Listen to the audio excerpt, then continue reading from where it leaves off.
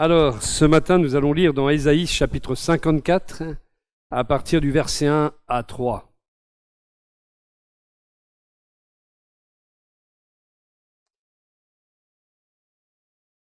Un texte qui s'adresse bien entendu d'abord à Israël, mais comme c'est la voix prophétique, c'est un prophète qui parle, et il s'adresse prophétiquement à toutes les générations de croyants.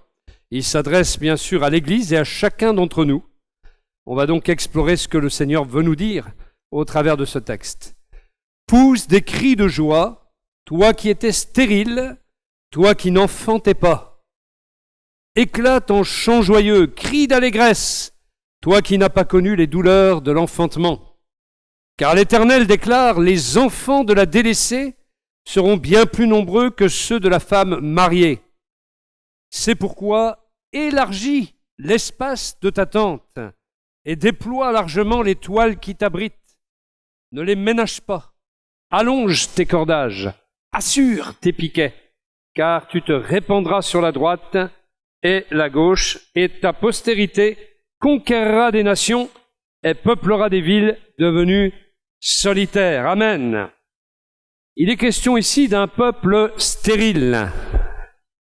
Dieu s'adresse d'abord à un peuple stérile, à des gens stériles, c'est-à-dire des gens qui ne portent pas de fruits, des gens qui ne peuvent pas avoir d'enfants. Ils sont dans aussi un temps d'aridité, une sorte de désert. Et cela peut nous parler de nos frustrations, c'est-à-dire des rêves qui ne sont pas accomplis, des promesses de Dieu qui ne sont pas accomplies encore pour nous. Ça peut nous parler des déceptions qu'on peut vivre, c'est des temps où on perd tout espoir, des temps où on est désemparé face à des choses qui nous arrivent qu'on n'avait pas forcément prévues, face à nos doutes également, face à l'épuisement spirituel, l'épuisement émotionnel, l'épuisement nerveux qui peut être le nôtre, avec les circonstances qui peuvent parfois nous accabler. Ça peut être aussi la perte de notre foi, une perte de confiance en Dieu et en sa parole, une perte de motivation, une perte de vision. Et souvent la base, c'est la perte de la vision. Et voilà comment on peut être caractérisé de peuple stérile, car quand on est dans cet état-là, on n'enfante pas, on n'a pas de fruits. Ce sont en quelque sorte des personnes incapables de générer un changement dans leur vie. Il y a parfois des personnes qui sont liées avec le même problème pendant des années. Il y a des gens qui restent sous le feu des accusations de l'ennemi pendant des années, par manque de connaissances, par manque d'enseignement, par manque de s'approprier la parole de Dieu. Et du coup, on se sent accusé, on se sent nul, on se sent pas aimé de Dieu même. Et puis il y a aussi des incapacités de se voir libérés par le Seigneur de telle ou telle chose qui nous rend encore captifs, ou l'incapacité de se voir en capacité d'être utilisé par le Seigneur dans le service. Les personnes stériles ici qui sont visées dans ce texte, ce sont des personnes incapables de porter du fruit. Parfois c'est à cause de la honte, parfois c'est à cause de la timidité, parfois c'est à cause de la crainte, parfois c'est la condamnation des péchés passés qui est restée là, les choses ne sont pas réglées, on n'a pas compris qu'on était pardonné, lavé, purifié, sanctifié et même glorifié, dit le Seigneur dans sa parole. Ça peut être aussi à cause d'un manque de préparation, un manque de formation, un manque de connaissance, et par conséquent, le manque de connaissance entraîne le manque de vision. Pour des jugements qui ont pu être lancés contre notre vie, parfois des gens ne sont pas capables de prier en public, et donc ils restent avec cette incapacité, alors que Dieu peut changer, provoquer des changements, on va le voir. D'autres n'ont jamais évangélisé de leur vie, d'autres sont incapables de donner leur témoignage, d'autres sont incapables de s'impliquer dans le service de Dieu à cause de ce que les autres ont dit ou à cause de lourdes charges qu'on porte encore. Parce qu'on n'est pas guéri, parce qu'on ne s'est pas laissé guérir par le Seigneur. Parfois, il y a même des gens qui étaient autrefois des leaders dans des églises. Ils portaient du fruit, ils étaient capables de se développer, de grandir, et puis ils sont tombés dans une attitude, ou parfois tout simplement ils ont perdu la motivation, ils ont perdu la vision, et ils font aujourd'hui n'importe quoi.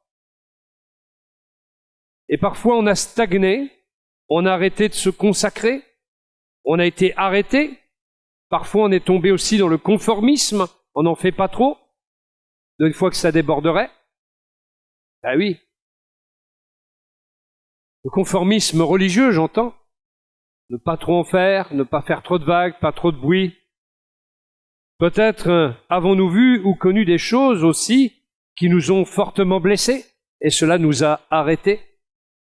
Alors on a stagné, on a stoppé, on était stoppé, et on est resté dans une sorte de désert qui a amené avec lui l'aridité, mais aussi la stérilité. Qu'est-ce que la stérilité? C'est la frustration, c'est le manque d'appétit, c'est le manque de développement, c'est la dépression, les pensées destructrices, ça peut être des problèmes de caractère qui nous rendent stériles, et un manque de motivation profond, un manque d'élan personnel, une perte de foi, une perte de passion, une perte de foi, une perte de vision, un manque d'engagement, de la négligence, de la paresse, etc. Tous ces facteurs-là contribuent à nous rendre stériles.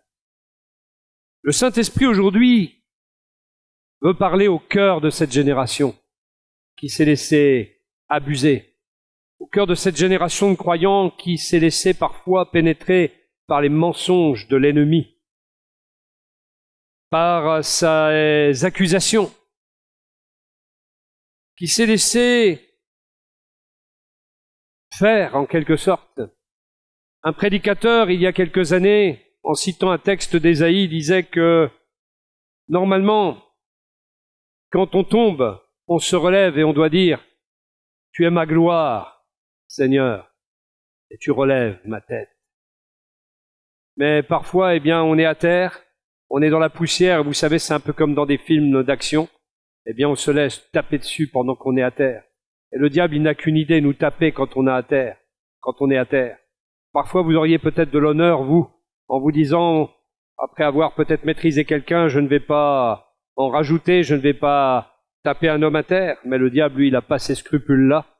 Et une fois que nous sommes à terre, son rêve, c'est de nous accabler encore plus, c'est de nous écraser encore plus, et c'est de nous shooter dedans, jusqu'à ce que nous ne soyons plus qu'un punching ball, complètement amorphe, complètement incapable de bouger, complètement incapable de voir. Voilà le but de l'ennemi dans nos âmes, dans notre cœur, dans notre vie. Voilà, il veut nous paralyser pour que nous ne puissions pas servir Dieu, pour que nous ne puissions pas entendre la voix de Dieu. Et il met bien sûr le doute pour voiler notre entendement, afin qu'on puisse croire que Dieu ne nous aime pas, que Dieu ne veut pas nous parler, que Dieu ne nous parle plus, que sa parole est rare. Mais la parole de Dieu n'est pas rare en notre temps, dans notre génération.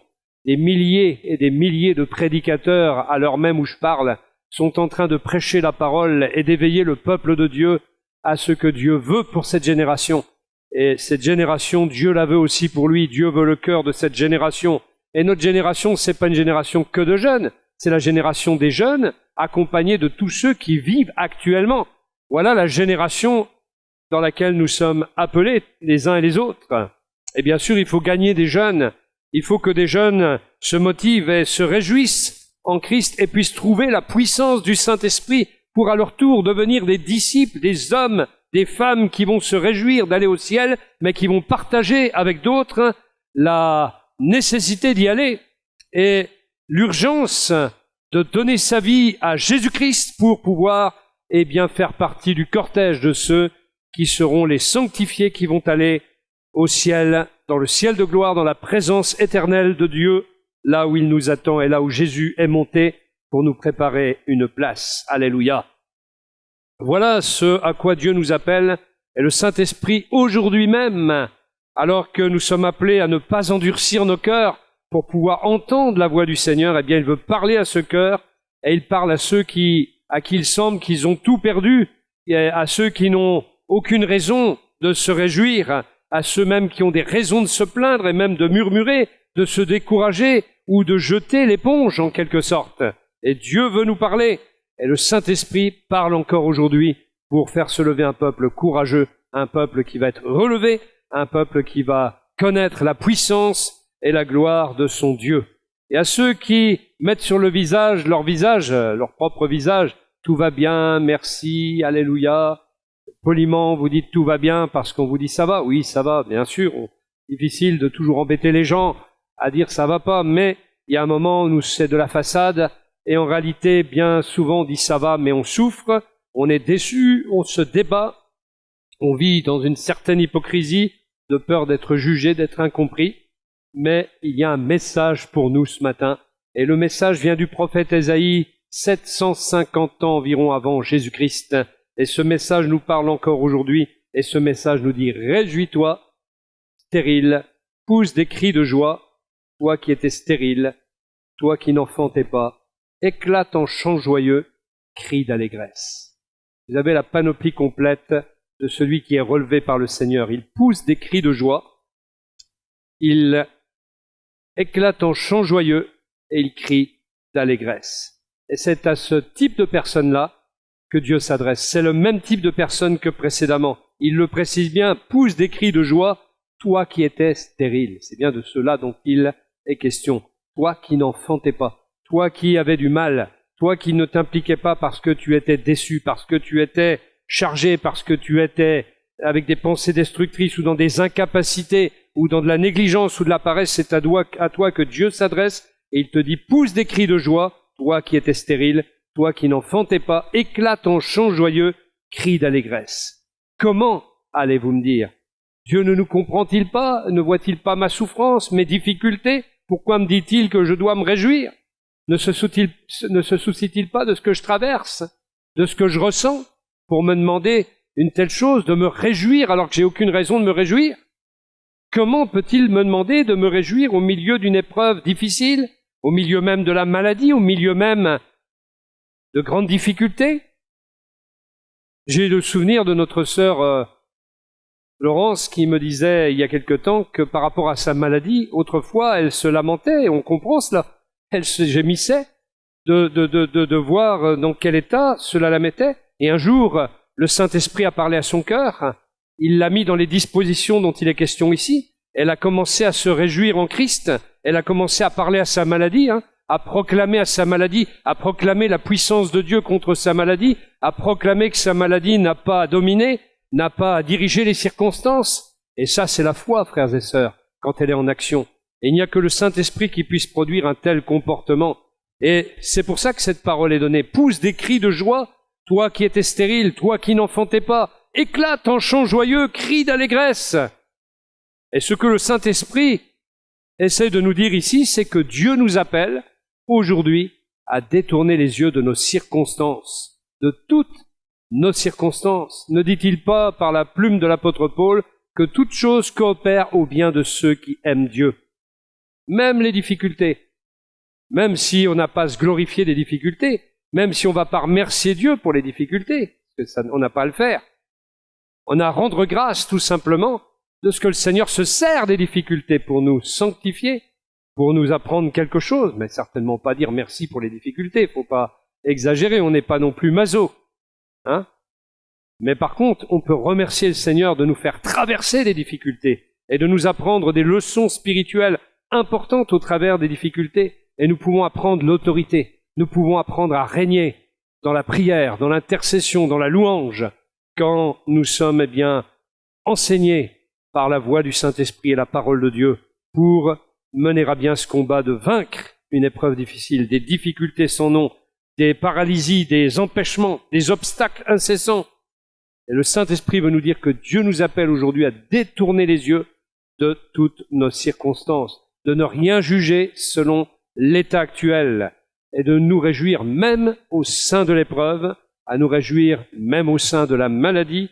Et il s'agit, avec l'aide du Saint-Esprit, de commencer à voir les choses différemment, à considérer les choses du point de vue de Dieu, de la perspective divine, c'est-à-dire depuis en haut. La Bible ne dit-elle pas que nous sommes nés de nouveau?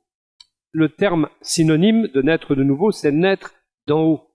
Si nous sommes nés d'en haut, nous sommes alors aptes à faire ce que l'apôtre dit dans Colossiens 3, « Attachez-vous aux choses d'en haut, là où est Christ à la droite de Dieu donc. Nous devons donc nous attacher aux choses d'en haut, parce que nous sommes nés d'en haut. Nous sommes déjà d'en haut, nous sommes déjà du ciel, nous sommes déjà de la perspective de Dieu. Il faut juste y entrer, ajuster nos yeux, ajuster avec le divin collier que le Saint-Esprit ne manquera pas de nous donner pour ouvrir nos yeux, ajuster notre vision à celle de Dieu, à la perspective divine depuis en haut. Et le Saint-Esprit le dit à ceux qui n'ont aucune raison de se réjouir. Il le dit à ceux qui ont des raisons de se plaindre, de se décourager ou de jeter l'éponge. Oui, il le dit à tous ceux-là parce qu'ils étaient stériles, qu'ils n'enfantaient pas, mais il leur dit de se réjouir désormais en commençant à voir les choses différemment. Comment? Avec les yeux de la foi, des yeux renouvelés, des yeux guéris par le divin collier que le Seigneur nous demande d'acheter.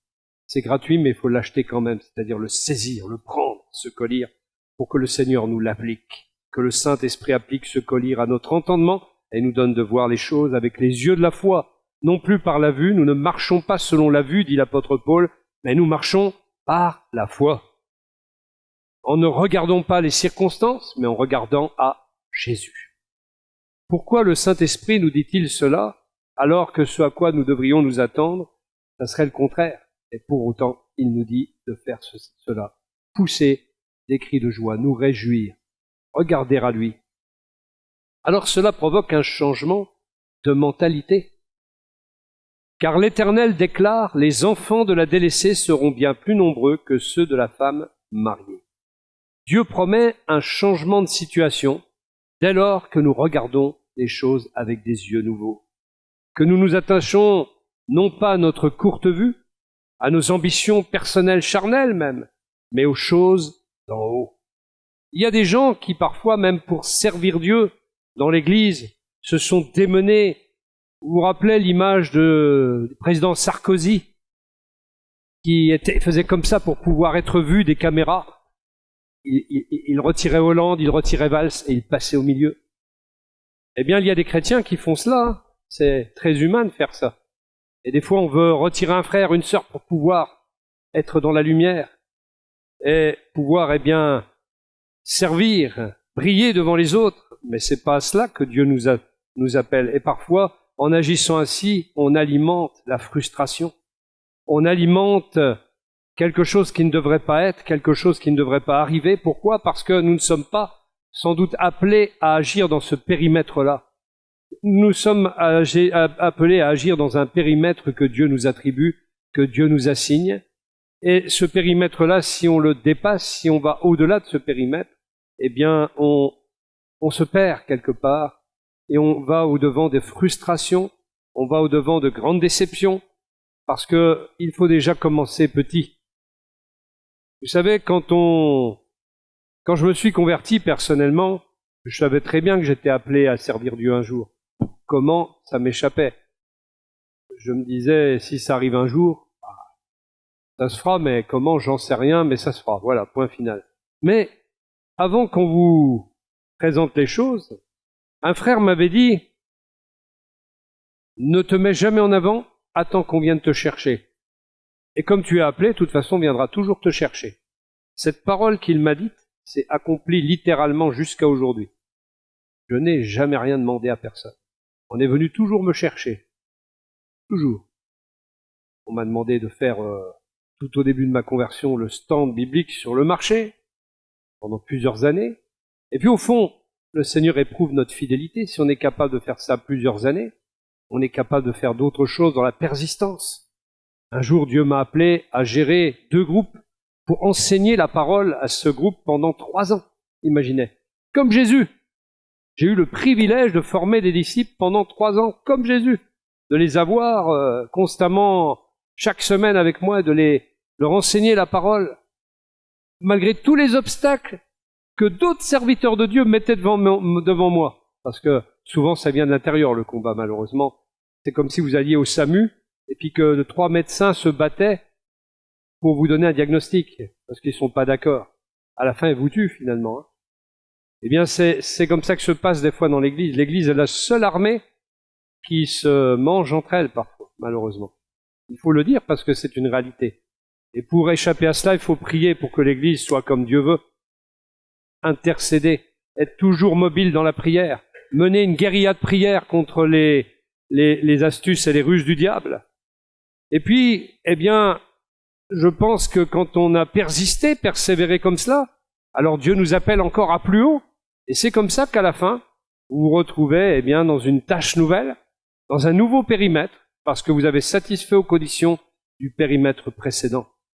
Alors, la persévérance, l'engagement, la consécration, forcément, l'endurcissement, parce qu'il faut s'endurcir face aux gens, parce que vous êtes toujours quand même critiqué, il y a toujours bien quelqu'un que Dieu, Satan va envoyer pour vous détruire, donc on se muscle, et tout cela fait partie de la formation du caractère de l'homme de Dieu, des femmes de Dieu, de l'ensemble des croyants, parce que nous sommes tous appelés à servir. Et si je donne un exemple, le mien, c'est parce que je me rends compte après des années que ça s'est passé comme ça, et qu'on vient chercher la personne, parce que le Saint-Esprit sait mettre les personnes qui vont mettre en valeur les autres pour, eh bien, qu'ils rentrent dans leur périmètre, dans leur service. Mais il ne sert à rien de vouloir aller dans le périmètre que personne ne nous a assigné. Et Dieu se sert toujours des hommes. Certains me diront, j'en connais, l'Esprit m'a dit. Ah mais mon gars, l'Esprit a beau t'avoir dit, nous respectons le Saint-Esprit, mais si l'Église n'approuve pas ton service, tu ne peux rien faire dans l'Église. C'est l'Église qui reconnaît les ministères, qui reconnaît les services. C'est pas vrai? C'est l'Église qui reconnaît, parce qu'elle voit le fruit d'un homme, d'une femme, à son service. Le gars qui est jamais dans l'Église et puis qui nous dit « le Saint-Esprit m'a dit », l'Église rit. Parce que le gars qu'on voit jamais dans l'Église et qui vient vous dire qu'il est apte d'un seul coup à vous prêcher, c'est de la foutaise, forcément. On ne peut que rigoler. Et l'Église ne reconnaît pas un tel ministère parce qu'il ne fait pas partie du corps, il n'a pas souffert pour le corps, il ne souffre pas avec le corps. Quelqu'un qui est appelé au ministère, frères et sœurs, c'est cette parenthèse-là, mais c'est quelqu'un qui doit souffrir comme un bon soldat de Jésus-Christ et qui ne s'embarrasse pas des choses de la vie. Oui. Et qui doit souffrir avec le corps de Christ, qui doit prier avec les frères et sœurs dans le corps de Christ. C'est pas quelqu'un à part. C'est quelqu'un à part, mais c'est pas quelqu'un à part dans le sens du service commun dans l'Église. Il doit être le modèle du troupeau. Quand vous priez, il doit vous encourager à prier, mais il doit être le premier à prier. Quand il loue, il vous encourage à louer, mais il doit être le premier à louer. Il doit être le premier à mettre en pratique la parole de Dieu, à être engagé, à être sérieux. Et c'est à cela, c'est à ce fruit-là que les services, les ministères sont reconnus au sein de l'Église. C'est pas le gars avec sa parole qui vient et qui nous dit « le Saint-Esprit m'a dit », on s'en fiche. On n'en a rien à faire que le Saint-Esprit lui ait dit quoi que ce soit. Parce que de toute façon, c'est pas le Saint-Esprit qui lui a parlé, parce que le Saint-Esprit parle au sein de l'Église, au milieu de l'Église. C'est ce que l'apôtre Paul enseigne dans 1 Corinthiens 12, 13 et 14. Alors les gens qui nous racontent qu'ils entendent des voix, c'est qu'ils sont schizophrènes. Nous entendons la voix de Dieu quand on est au sein de l'Église, et pas forcément dans le local, mais simplement en unité avec l'ensemble des chrétiens. Amen. Moi je crois cela. Et c'est bon de le dire, parce que vous entendez des fois des choses absurdes. Alors, Dieu promet ici du fruit, l'accomplissement des promesses que nous avons reçues. Et parfois c'est long les promesses. Vous savez, moi je savais que j'allais un jour aller à l'étranger, et quand j'ai reçu ça, j'avais 17 ans. Et quand je regarde, c'était en 2007 que j'ai fait un premier voyage missionnaire. Donc 2007, j'avais 41 ans.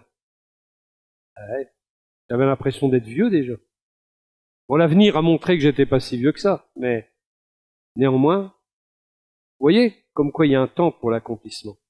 Et j'aurais pu aller dans ce périmètre-là avant, mais est-ce que j'aurais été bon dans ce périmètre-là avant? Il faut être préparé, il faut être formé par le Saint-Esprit, formé par notre vie d'Église, formé par le caractère qu'on se forge au contact des autres croyants. Sans ce contact, sans cette communion ensemble, il n'y a pas de service de Dieu véritable, il n'y a pas de ministère véritable, et donc on ne peut rien apporter même à l'étranger. On a des choses à apprendre, et nous devons laisser le Seigneur changer notre cœur et notre caractère jusqu'à ce que de profonds changements intérieurs puissent produire le fruit escompté. Donc c'est le temps, vient le temps d'un profond changement dans nos cœurs et dans nos circonstances, quand nous sommes arrivés à ne plus regarder à ces circonstances, mais à regarder avec les yeux de Dieu. Alors la déclaration de Dieu, c'est que les choses vont changer. La plénitude au lieu des frustrations. Une vie abondante là où il n'y avait pas de fruits. Une joie profonde là où il y avait de la tristesse, de la déception, de l'amertume. Une meilleure connaissance intime de Dieu. Mes oreilles avaient entendu parler de toi, mais aujourd'hui mon œil, l'œil qui a reçu le collier du Saint-Esprit, mon œil t'a vu. Alléluia. Une prise de conscience de nos réactions mauvaises également. Et du coup, la repentance, c'est-à-dire un changement de mentalité, c'est-à-dire qu'on inverse les bornes et la tendance, on abandonne nos mauvais penchants, nos mauvaises directions, nos mauvaises pensées, les mauvaises positions prises dans la vie, les mauvaises décisions prises. On inverse la tendance, on inverse les bornes, et finalement, on permet au Seigneur, de nous réorienter, de réorienter notre vie par rapport à sa volonté exprimée dans sa parole. Et c'est la volonté de Jésus que nous vivions une vie abondante. Jésus dira, moi je suis venu afin que les hommes aient la vie, une vie abondante. C'est pas une vie chiche, c'est pas une vie pauvre, c'est une vie abondante. Il faut que chaque jour, mes frères et sœurs, vous soyez comme irrigués par un torrent qui vient vous renouveler. Torrent de joie, torrent de paix, torrent de victoire, torrent de vie, torrent, fraîcheur, torrent de renouvellement. Ça doit être permanent. La cascade, moi j'admire les cascades, je suis un grand admirateur des cascades, je peux rester des heures devant une cascade. Là, j'en avais pris une il y a 2 ans, je crois. Et je l'avais regardé tellement longtemps. Et en plus, il y avait le soleil qui venait dessus, le soleil de justice qui venait sur la cascade, qui vient irriguer notre être intérieur. C'était l'image que j'avais. Et ces cascades, elles sont continues. Il n'y a pas d'arrêt. Ça coule. Et c'est ça que nous devons avoir. Quand nous nous approchons du Seigneur, nous venons nous abreuver. La Bible dit que on s'abreuve au torrent pendant la marche. Même si la marche est difficile dans le désert, on vient s'abreuver au torrent. Imaginez que vous soyez dans le désert, et alors que tous les autres, ils peinent dans le désert, vous êtes là. Vous faites ça de temps en temps. Vous buvez au torrent pendant la marche. L'image est pas mal quand même. C'est ça. C'est ça exactement. Dans le désert de ce monde, nous lapons les ondes du torrent. Alléluia. Romains chapitre 15, verset 13, que Dieu, qui est l'auteur de l'espérance, vous comble de toute joie et de sa paix par votre confiance en lui. Vous voyez, les chants annonçaient déjà le message. Ainsi votre cœur débordera d'espérance par la puissance du Saint-Esprit. Voilà le souhait de Paul pour l'Église. Et finalement, tout ce changement de mentalité va introduire chez le croyant une énergie nouvelle pour élargir sa vision. C'est pourquoi élargis l'espace de ta tente et déploie largement les toiles qui t'abritent.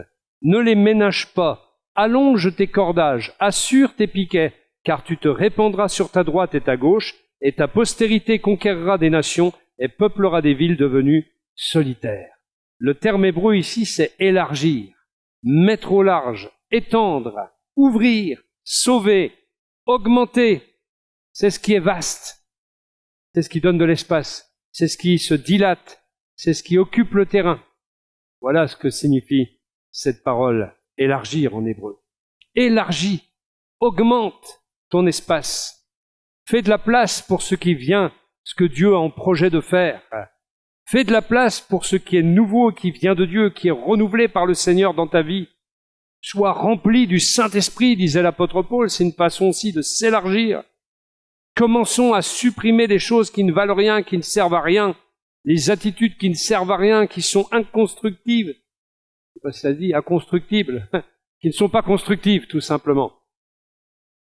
Débarrassons-nous de ce qui est vieux, de ce qui est ancien, de ce qui est usagé en nous, finalement, pour être renouvelés au torrent. Oublions ce qui est passé. Étudions la parole de Dieu, apprenons à mieux évangéliser. Faisons le plein de nouveaux outils pour atteindre cette génération dans laquelle nous sommes placés. Voilà le programme de Dieu.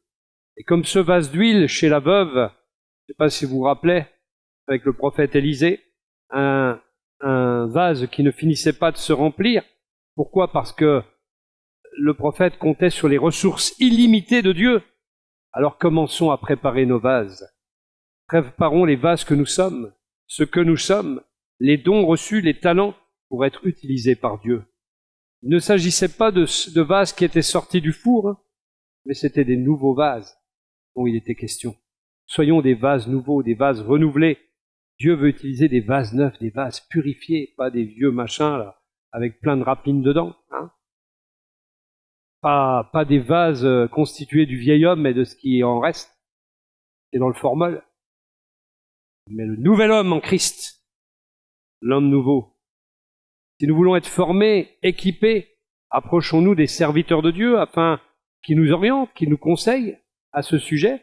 Peut-être si vous avez des souhaits d'approfondissement, eh bien, on peut en parler aussi. Allonge tes cordages. Ne les ménage pas, les cordages. Des fois, on se ménage, hein. On veut pas trop tirer. Ben si le Seigneur dit, tire sur la corde. Ne ménage pas tes cordages. Va plus loin. Donne-toi encore moins de limites qu'avant. No limites avec le Seigneur, parce que le Seigneur n'en a pas, lui. Donc, no limites avec lui. Affermis tes pieux, c'est-à-dire garde tes racines spirituelles quand même. Les fondations sur lesquelles on t'a bâti ta vie spirituelle, l'enseignement que tu as reçu, la stabilité, la solidité. Et la parole de Dieu nous dit, tu te répandras. Il y a ici l'idée de faire une brèche, d'augmenter, de croître.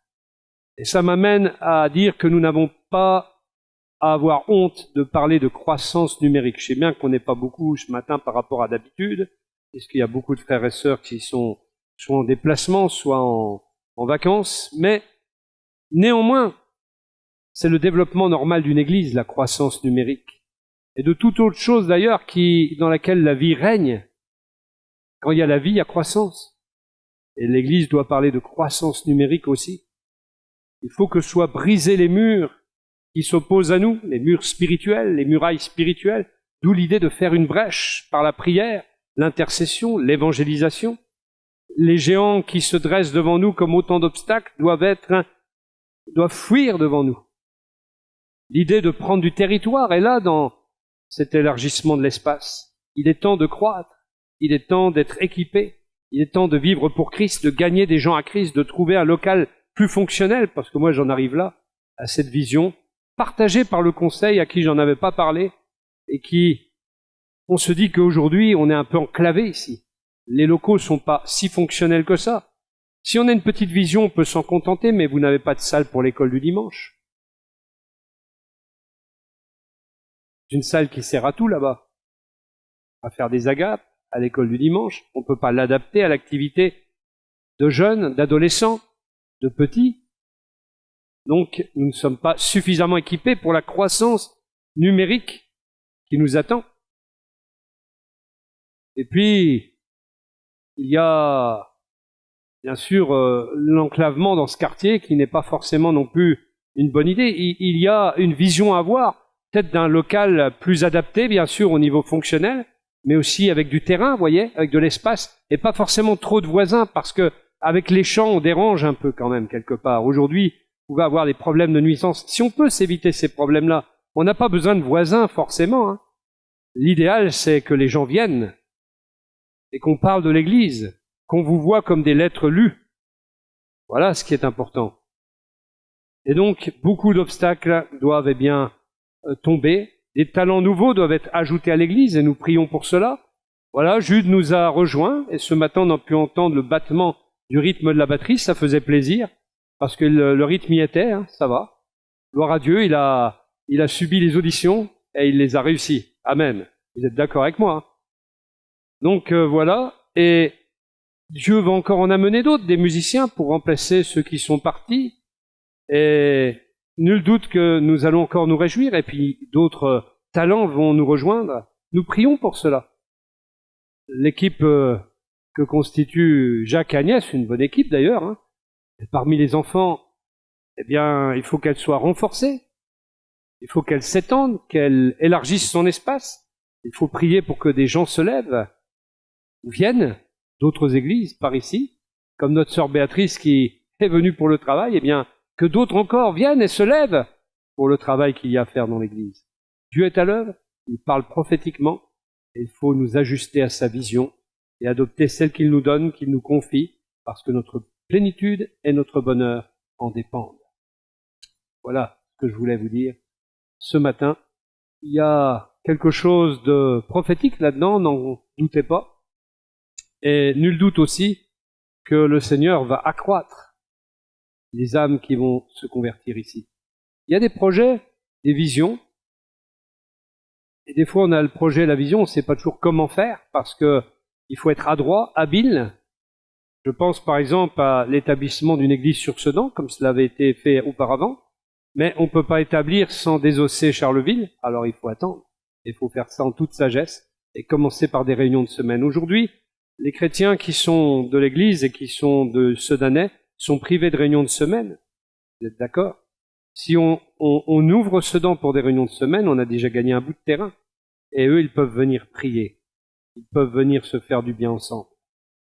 Et pour la suite, tout dépendra de la croissance harmonieuse entre Charleville et Sedan, vous voyez? C'est comme ça, je pense, qu'il faut voir les choses. Mais Dieu nous met cela devant notre vue. C'est pour qu'on y réfléchisse et pour qu'on prie. Et ça, je vous le mets sur votre cœur pour que vous puissiez commencer à prier pour de nouveaux locaux, à prier pour quelque chose sur Sedan, prier pour la croissance numérique de Charleville et de Sedan, et qu'on puisse s'étendre.